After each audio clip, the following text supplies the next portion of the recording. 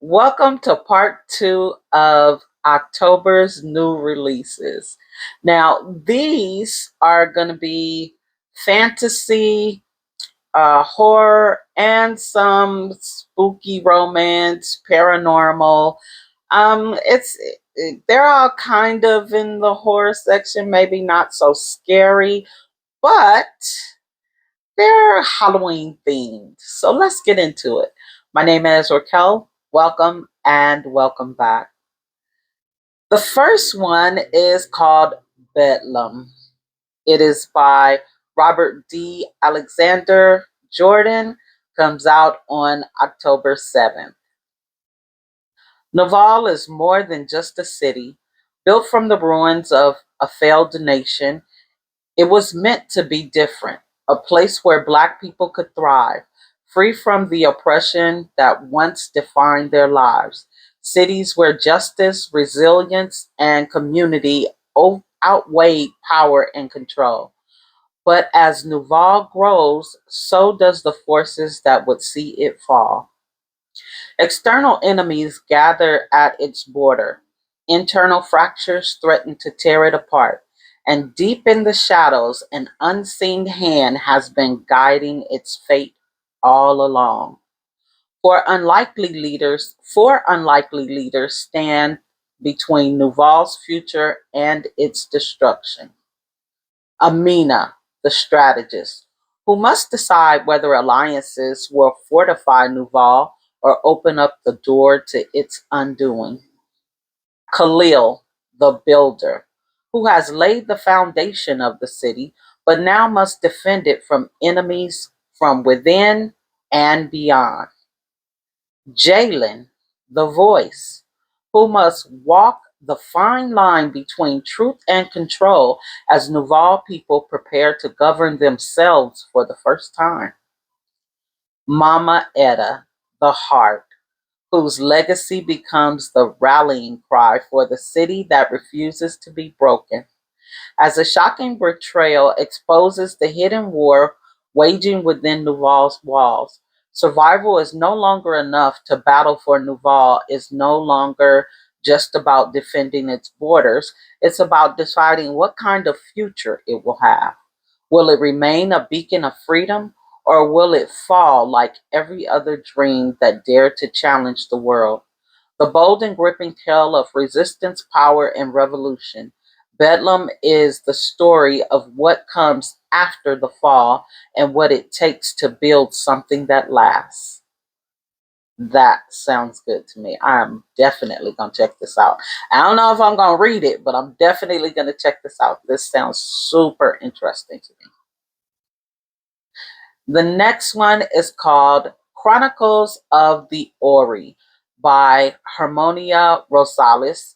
It comes out on October 14th, and this one is fantasy. In Chronicles of Ori, her debut book, Harmonia Rosales retells the African myth she has long treasured, crafting an enthralling epic that spans the birth of the universe to the modern world of colonialism and resistance. She writes of powerful, temperamental deities called Orishas, of the founding of Yoruba land by the shrewd leader Adu Duwa, of the young heroine Eve, born in a time of violence and despair, who would help her people regain their past splendor, and the shimmering serpents, the monstrous shadows who stalk the lands of mortal. At the center of these linked tales is a bond, sometimes framed between Orishas and the humans who worship them. It was the Orishas who made humans, and ones who gave their most precious resources. Their Oris, or destinies, vividly brought to life by Rosales' artwork. Chronicles of Ori will enlighten and delight readers for years to come. That is too much for me. Um, I can't say that if it was a movie, I wouldn't watch it, but as a book, I don't know. I have a hard time with fantasy. It does not click when it comes to a book, but I love fantasy on TV. The next one is also fantasy. It's called Our Vicious Oath. It is by N.E. Davenport. It comes out on October 28th. Princess of the Ether Dominion. Kadisha wants nothing to do with Fae politics. She is a warrior first and foremost, and believes her greatest strength is leading her squadron of elite winged serpent flyers to protect her homeland. But bound since infancy to the betrothed to the Hyperion High King, ruler of the dominions, she has no choice but to do what men have chosen for her. Repulsed by the repulsed by the idea, she decides to spend one last night of freedom in the arms of a dangerous stranger who takes her to sexual heights she's never experienced before, but who is only using Kadisha to set a trap for the High King. For the High King and the kings of the six dominions are responsible for the decimation of the Opalion court, and its new king, Malachi, wants his pound of flesh. On Kadisha's wedding day, Malachi and his special forces attack. Her father is killed, and Malachi wounds the High King, ultimately taking Kadisha as hostage back to his land. But she is no true hostage. The two form a pact. She will help lure the High King so Malachi can kill him once and for all. And he in turn will not harm Kadisha or the Ether people. As much as Kadisha hates politics, she is now the queen of her folks. Fae bonds are unbreakable. And so perhaps is the attraction Kadisha and Malachi have for each other, or even as they must publicly display their connection to provoke the High King's jealousy. They struggle to resist the powerful allure between them in order to achieve their ultimate goals. Yeah, it sounds good if you take the fantasy part out. I don't have anything against fantasy. I'm actually jealous. I wish I could read it. The next one is called Lilith's Blood, The Xenogenesis by Octavia Butler. Comes out on October 14th, and I believe this one is fantasy as well. It says, from the Hugo Lucas, the Nebula Award winning author of Kindred, the Parable novel, and Bloodchild, here in the spellbinding. In, in, no, I don't want to. Okay. And next we have Lilith's Blood. It is called The Xenogenesis by Octavia E. Butler. Comes out on October 14th. It says, at the beginning of dawn, Butler's heroine Lilith Lyapo is awakened in a white sail. After centuries of suspended animation, she is the survivor, as is gradually revealed of a nuclear apocalypse, and is now being held aboard an alien spaceship by the terrifying yet awe-inspiring Onkali. Searching the galaxy for new combinations of genes and DNA to acquire a trait, these advanced uncanny to belongs are drawn to Lilith's cancer, which will give them new powers. But should she and the few of her kind that remain agree to become one with their extraterrestrial survivors? Adulthood Rights tells the story of Lilith's son, Akin, as he comes of age on a newly repopulated Earth, a construct part human and part Ankali. He is raised among humans, resistors who live apart from Ankali technology, negotiating the complexities of interspecies politics, and his own hybrid identity, he emerges as a leader, forging a new path on Mars for the human Oncali future. Imago, I don't know, um, follows another Lilith's hybrid progeny, Jodas, through the jungles of a regenerating Earth.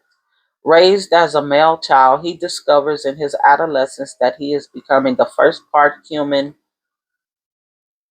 Uli, a member of the Oncali shape-shifting, astonishingly powerful and perceptive third sex.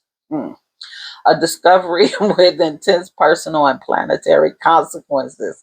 Continuing the Library of America definitive edition of Butler's work, this volume offers authoritative texts of the novels, helpful notes, and chronology of Butler's life and career. If you say so. I tried to read Kindred. I think Kindred, or whatever the one I tried to read of Octavia Butler. It was the one where there's this lady, and she has this boyfriend, and she goes through this portal in time, and she meets this little boy who's racist. And there was really nothing wrong with the book. I don't know, I just stopped reading it, but it was actually pretty interesting. I thought it was really, really interesting. I don't know, I just stopped reading it. But this doesn't sound like that book at all. That book, I don't think it gave me any kind of um, fantasy or paranormal or anything like that. Maybe it was just about time travel, but it was a trip. I only read like probably the first 3 or 4 chapters, but it was good as I could get for 4 chapters. And next we have Carmelle and Carmilla.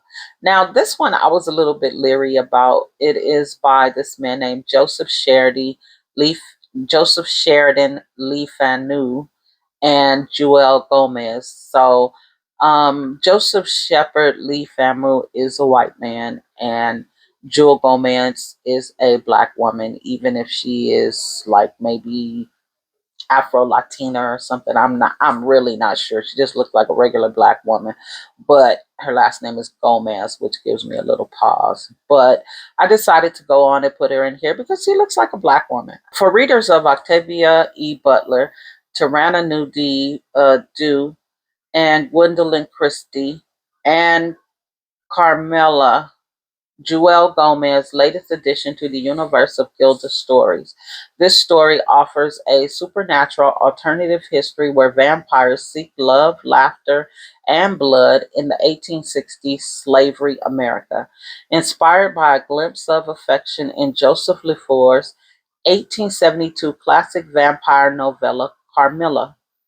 Carmelle follows two vampires who arrive at a way station on the Underground Railroad, not to stalk their prey, but to seek sanctuary, intertwining the haunting legacy of American slavery with Gothic horror and the resilience of a Black woman. In Carmilla, including her alongside Carmelle, Lee Fanu serves the sensual, sapphic, and spooky packaged in the experience of girlhood in 19th century Australia. This original vampire story predates Dracula and includes the genre as resilient in themes of gender, sexuality, and race. Gomez Forward deftly links the two works by exploring the historical and cultural context that surround these two powerful iterations of the vampire genre. As in the past, we still hold our freedom and our pleasure in our own strong hands, hands made even stronger when holding on to the hands of others. And that's by Joel Gomez. Carmela and Carmilla is the first book in the new series of Aunt Luke colloquy, and publishing space dedicated to fostering feminist conversations across literary genres. Um, it kind of sounds interesting. I like vampires.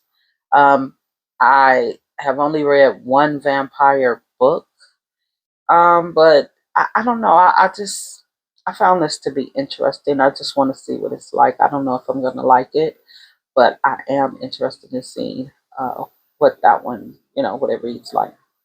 And the next one is called All Hallows Heat. This is a Halloween short by uh, DeAndrea. Comes out on October 17th. All Hallows Heat isn't a full love story, but it's one unforgettable night, one intense encounter, one set of choices that leave sparks behind, whether they ignite something new or just linger in memory.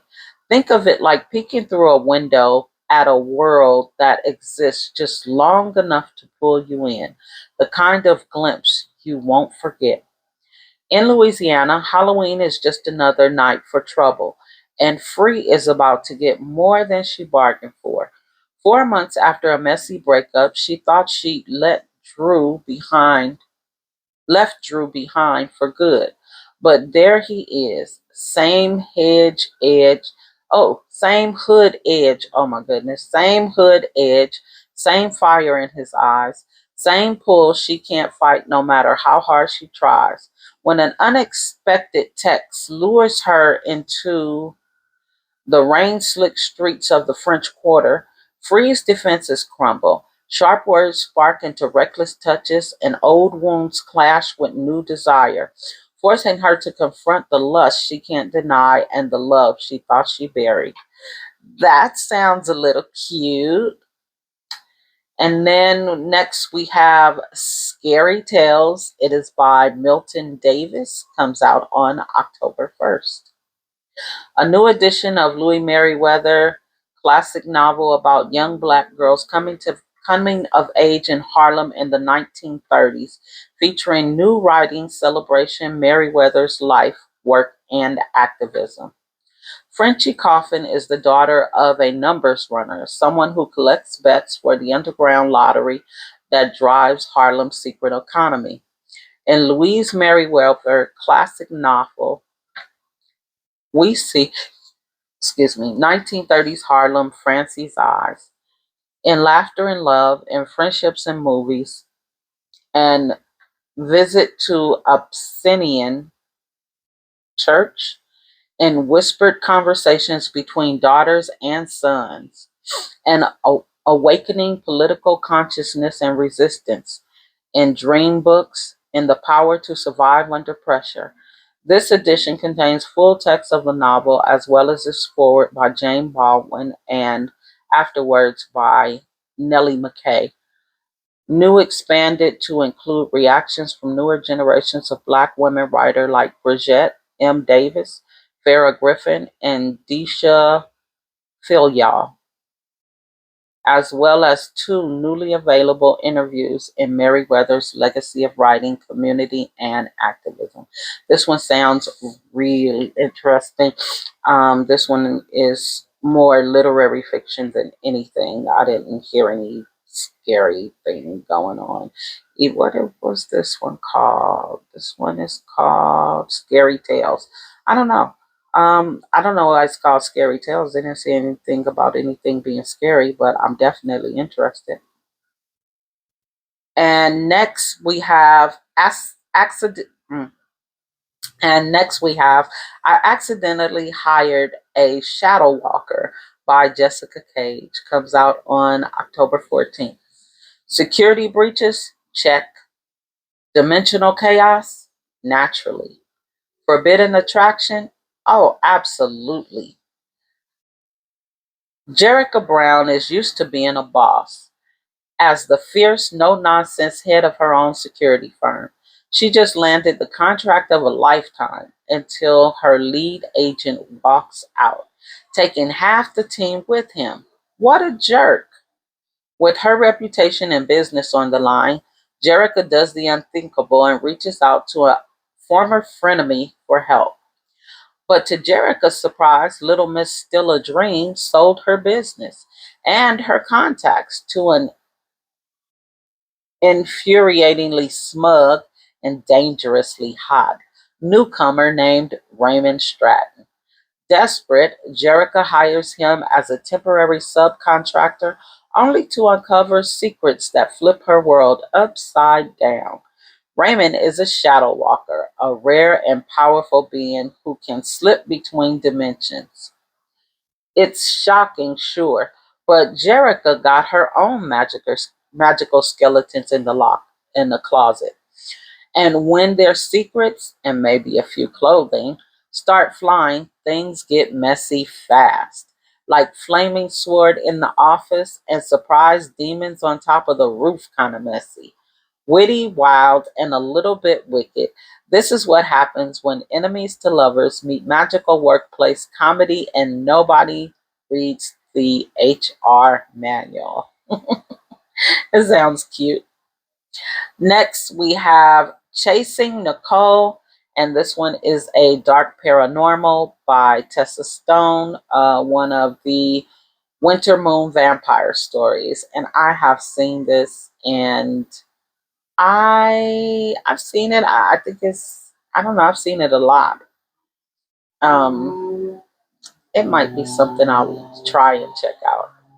After fleeing Detroit and the radical humans who threatened her life, therapist Nicole has finally found peace in Winter Moon, a hidden supernatural sanctuary. She's embracing her soft girl era. Simple pleasure, quiet days, and no complications. 5 years of celibacy have taught her to avoid entanglements, especially since she knows she's fated to a supernatural she hasn't met yet. Bobby, a vampire lieutenant turned in the 1970s with a messy afro and impeccable style, has spent decades focused on duty and protecting his coven. His heart hasn't quickened for anyone since he was turned. But when mysterious spider messenger shows him visions of Nicole being attacked, something primal awakens within him, a force overwhelmingly need, oh, excuse me, a fierce,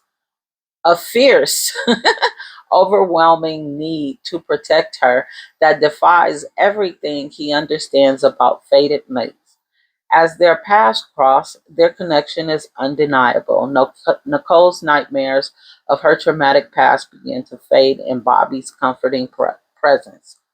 While he finds himself drawn to her cabin night after night, watching over her like some Victorian era stalker, their stolen kisses ignite a passion that threatens to consume them both. But Bobby's confusion grows. If Nicole is truly his fated mate, why doesn't his dead heart beat for her? And as Nicole surrenders to feelings she's never expected to have again, a dangerous threat from her past looms on the horizon, forcing them both to confront what they're willing to risk for love. That is cute. Chasing Nicole is the next steamy paranormal romance in Tessa Stone's beloved Winter Moon world, perfect for readers who crave protective supernatural men, strong women healing from trauma, and the undeniable pull of fate. Content warning contains mature themes, including explicit sexual content, references to past violence and trauma, and supernatural elements, including vampires and spider like creatures. I guess if that's what you're interested in. And the next one is called Booed Up, a Halloween novella. It is by Nina High, and it comes out on September 24th. It says she lives for the holidays. He can't stand them. And somehow they might be exactly what the other needs. Every October, Samira turns her porch into the block's Halloween headquarters. Giant skeletons, glowing pumpkins, string lights, the works. Across the street, Malik watches from his window, irritated by every oversized inflatable staring back at him. When her decorations start getting sabotaged, Samira refuses to let anyone ruin her season. To his surprise, Samira asks her for help to catch the culprit, a request he can't deny. Late night setting up jack-o'-lanterns turn into long conversation, playful bickering shifts into spark, and the grumpy man across the street begins to feel less like a nuisance and more like temptation. But Malik is holding the truth. He knows exactly who's been messing with her decorations because it was him. And now he has to decide if he's willing to confess before the sweetest thing he has never expected slipped through his fingers. Cozy, funny, and full of heart, Booed Up is a later in life romance novella about unexpected love, holiday magic, and letting yourself be claimed when you least expect it.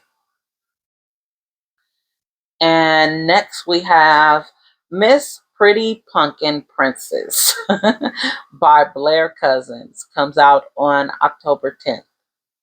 No one thinks, well, I just got laid off. I better marry a demon lord. Tia Oliver is right on track with life until she hits the final boss of all roadblocks, layoffs. Now she has to leave her high paying job in Washington, D.C. and move back to her hometown in Pretty, Virginia. This was not the plan, and it putting stress on her long term relationship with her man. Moving back home could have been a fresh start for her, but it would seem the universe wasn't done with her yet. To make matters worse, a demon creature is after her and has threatened to destroy her hometown. Wait, back up. You heard right. A demon daddy is asking for more than just her soul. Tia definitely didn't ask for this. Okay, sounds a bit childish, but funny. And the next one is called Motor City Magic. It is by Donnie Wilson. Comes out on October 12th. It is urban fantasy with a Detroit soul, and I am definitely looking into this book. So it says, in the heart of Detroit, where rhythms of Motown still echoes and coffee brews strong, Nolan West runs Detroit Bold, a cozy cafe with a loyal following. But when a mysterious regular reveals something impossible, Nolan's quiet life is shaken, drawn into a hidden world that pulses just beneath the surface of the city. Nolan begins a journey that will test his belief, awaken his unexpected gifts, and force him to confront truths he's long ignored. Along the way, he forms unexpected bonds, including a romance that might just change everything. Blended magic with real Detroit history, Motor City Magic is a debut novel about wonder, identity, and power of discovering there more to and power and the power of discovering there's more to the world than yourself than you ever imagined. Perfect for fans of Neil Gaiman, Neverwhere, Ben, whoever, Rivers of London, and contemporary family with heart. Motor City Magic will transfer you to a city where the coffee is strong, the jazz runs late, and magic is always just around the corner. And let's see what's next. We have The Way You See Me by Carmen Scott. Jemiah and Jamila Coy, two sisters who grew up with their loving mother, who instilled every loving quality they hold. Their bond is so tight, and they love each other more than anything. From childhood, they vowed always to have each other's back. However, when loves come knocking on their door, they both struggle due to the absence of their father. You love me? Jemiah Coy is a unique woman who lives by her own rules. She's always been big on having fun and being with whoever she pleases, as long as it's not exclusive. To her, why settle when they all just end up leaving anyway? A ghost of her past won't allow her to love the way she truly wants to, so she stands fully against anything romantic. Maya struggles to let love in when a special man enters her life, ready to change it for the better, while she finds herself wanting to indulge. Fear of a broken heart and a long life grudge keep her from taking that leap of faith. That is, until she's introduced to a love she never knew existed. Mm, sounds okay. Yeah. And the next one is Royal Pain by Marina Hill. Comes out on October 17th. Mia. Even without her actual crown, Mia knows she's a princess. The media dubs her as the it girl of the decade when they're not calling her a train wreck. They didn't notice her record breaking impact on environmental protection or her humanitarian work. As she continues working at her botanical garden in hopes that she might be properly recognized, her biggest threat walks through the door. Sure, he's devilishly handsome and underneath their bickering and phenomenal sex, but he could ruin her beyond repair. His tech billionaire status doesn't impress her. It's the reason she tries to resist him. Tristan. Tristan has everything he could ever want: luxury, women, status, except for one thing: access to his inheritance. Much to his dismay, his grandfather's term included 300 hours of community service. Quick work at a botanical garden returns into a chase of the world's most infuriating woman, one who challenges everything he thought he knew. When their enemies with benefits affair turns serious, he struggles to tell her the truth, that it's for money. And let's see, I think we have how many?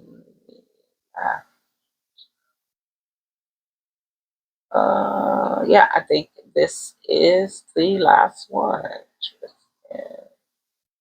And here we go. Last but not least, The Love Brothers by Ari Scott comes out on October 28th. Saint Love is reckless and ready for war. When his family is accused of killing a powerful ally, bullets fly and blood spill, leaving one member of the Love family fighting for their life. Saint dives headfirst into revenge, uncovering dangerous ties and a betrayal closer than he ever imagined.